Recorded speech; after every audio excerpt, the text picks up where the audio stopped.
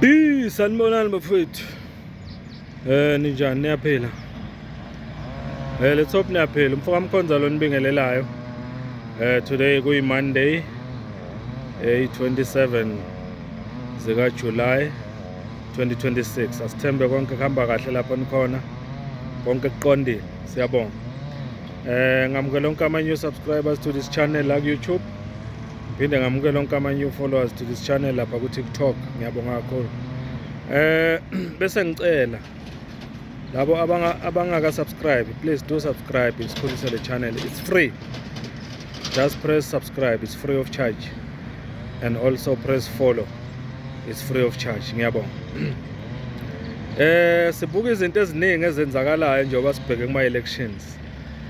Siyabona kuvela amaqembu amasha registerwayo. Siyayibona imikhankaso kwehluka kuyenyukwa. Kuningi okwenzakalayo ngapha kuqhubeka oMadlanga Commission einkantolo kuqhubeka ama case ophalaphala kuningi kuyaphithizela eMzansi Afrika. Kodwa ke kule video le ngithi ake ngizokhuluma nje ngeqembu elikhulu, Umkhonto Wesizwe Party. Umkhonto Wesizwe Party kunabantu abaningi abebelokhu bewuthatha kancane bethi nangufa uyafa. Kodwa Umkhonto Wesizwe ubonakala udlondlobalo uyaphambili, ubonakala wethusa abaningi indlela okwenza ngayo. Awubheke nje kule weekend sibonile kwenzeka imanga uPresident Zuma na yonke leadership phezulu eMK Party bevakashela iprovince yaseGauteng beyonika ama-comrades aseGauteng i-machinery. Sibala wena amagazebo, sibala wena ama-t-shirt, sibala wena yonke into ongayicabanga ezosetshenziswa campaign noma ukukhankasa eGauteng ukuze i-MK Party ibe visible, ibonakale ukuthi ifikile eGauteng, is ready to take over Gauteng. Umsebenzi omuhle kakhulu ke lo wenziwa uNcamalala ne-leadership ye-MK Party.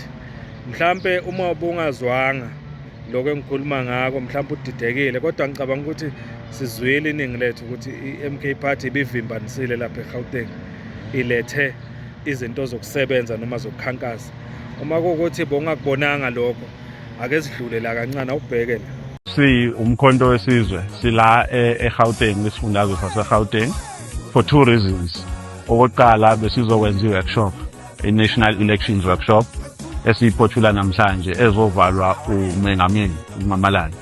Okwesibili sidistributor i-elections material kuma-comrades ama-regions. So la eGauteng sikala ngeGauteng sibanikeza ikipa, sibanikeza amagazebo, sibanikeza ama-flyer, sibanikeza amabhodi, banikeza yonke material ukuze Umkhonto Wesizwe Party nge-voter registration weekend ube visible, but also ube ready ngayo yonke indlela, ngoba sifuna ukuthi ama-comrades wethu ashiswe ilanga endaweni ezehlukene, sifuna ukuthi asebenze kahle ngaphandle kwama-frustrations ukuthi akunakudla.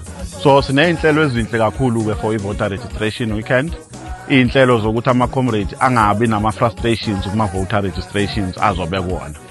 Sithi-ke siyawancenca amalungu omkhonto ukuthi awancenca abantu bakithi base-South Africa ukuthi ababhalisele ukuvota abangakabhaliseli ukuvota, kodwa abangabhaliseli ukuvota nje babhalisele ukuvotela Umkhonto Wesizwe Party ngoba yilona iqembu elizokhulula abantu bakithi. Sizothatha umasipala thina siyawakhipha amazela zokhala.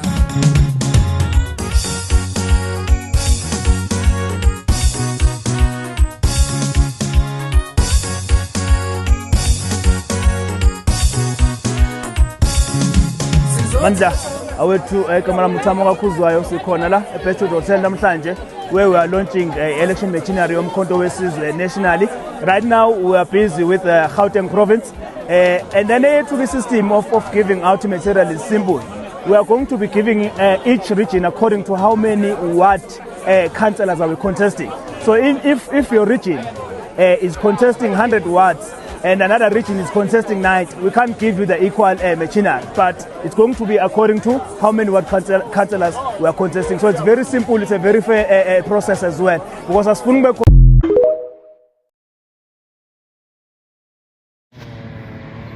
uyabona ukuthi kwenzakalani eGauteng shubile ngempela uzokhumbula ukuthi eGauteng iMK Party izobe ibhekene namaqembu ayifuna phansi phezulu eGauteng bafuna ukuthatha eGauteng uma ubheka nje iDA lapha eJohannesburg ifuna impela ukuthatha lapha inike umama Helen Zille ukuthi kube uyena mayor walapha eJohannesburg uma ubheka khona lapha eJohannesburg ukhona bo mfowethu lawo ukhona Mnguni ukhona abantu abafana nabo ngabala ngithini baningi abafuyi igaqelo nje kakhulu eGauteng ngizwile neANC engazuthi iyaconsider abanye beANC baconsider ukuthi akubuyisele umuntu ofana nobaba uMasondo owakwaba ulokhunjani premier wakhona eGauteng empeleni ngathi waba imayor yakhona eGauteng before okwabonakala kwenzeka ushintsho olukhulu ngesikhathi ekhona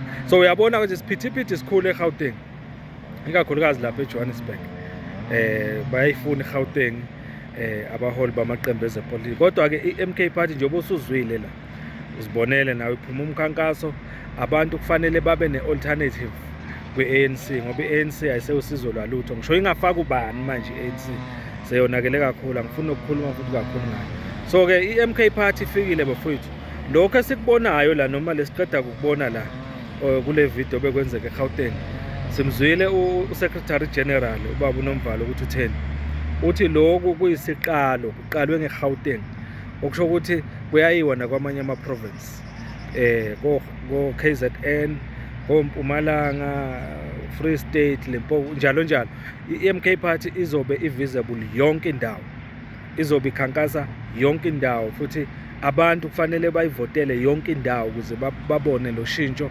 abalifisayo eSouth Africa yilo nje bafethu ngizothi nje lana ocabanga ukuthi iMK Party is a fluke into nje ezophela manje njengoba abanye bethu umlilo wamaphepha selokhu bathi umlilo wamaphepha kusukela ngo2023 isavela beyithatha kancane nabo namanje ifikile izothatha omasipala uyibonela ikipa sibhale ukuthi sithatha omasipala MK Party is the way angazi ukuthi ungaphawula uthini ngalokho okubonile kwenziwa iMK Party kule weekend kukhona mhlawumbe ongakusho ungakuphawula ngoshintsho engahle ilwenze uma ithatha iGauteng ubona kanjani umkhankaso weMK Party uhamba kahle noma kukhona okusolayo eGauteng ake siphawule just ngeGauteng sizwe ukuthi nithini ikhona ihope yokuthi iMK Party ingathatha eGauteng mfoka Mkhonza thank you so much please share subscribe and share it's free of charge ngiyabonga